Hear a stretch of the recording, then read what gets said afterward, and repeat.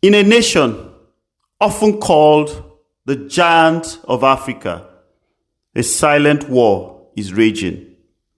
One US congressman and even independent reports suggest that the situation is dire. Hello everyone. If you're new to the channel, welcome to This is Lagos. If you're not, welcome back. It's a crisis so severe, one of the world's great powers is now threatening war. Is this a complex security problem, or is the world watching a full-scale Christian genocide unfold in Nigeria? The answer is about to determine Nigeria's future and America's next military move.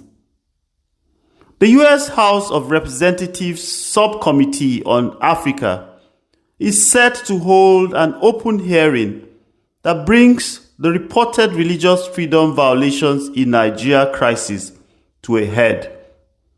The subject: President Donald Trump's redesignation of Nigeria as a country of particular concern, or CPC, for religious freedom violations. The designation is a massive diplomatic escalation.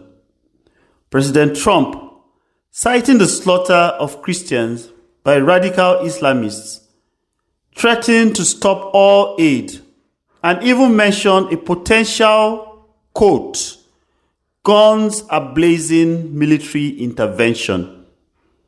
Nigeria's President Bola Tinubu has since fired back, calling the claim a misrepresentation of Nigeria's religious reality, insisting the country is a democracy with a constitutional commitment to religious liberty.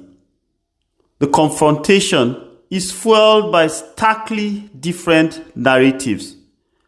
On the US side, Rep. Riley Moore insists the violence is targeted, citing the enforcement of blasphemy laws. He, along with others, backs the CPC designation. Christian organizations support this, with one report claiming about 70% of all faith-based Christian killings worldwide took place in Nigeria between October 2023 and September 2024. The Nigerian side: President Tinubu's administration maintains that the crisis is multifaceted, a result of terrorism, banditry, and communal clashes, not a targeted genocide against Christians. They point to internal peace efforts and argue that both Muslims and Christians are victims of indiscriminate violence. Testifying at the hearing will be Nigerian religious leaders like Bishop Wilfred Anagbe of Makurdi, who has publicly denounced the violent situation. The world is watching. The House hearing isn't just about labels, it's about life and death.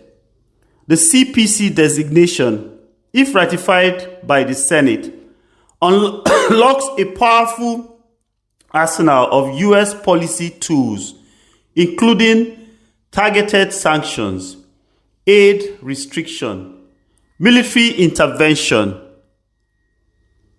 Nigeria faces an unprecedented diplomatic and economic crisis. Its fate now rests on the outcome of this congressional probe. So, is a genocide happening?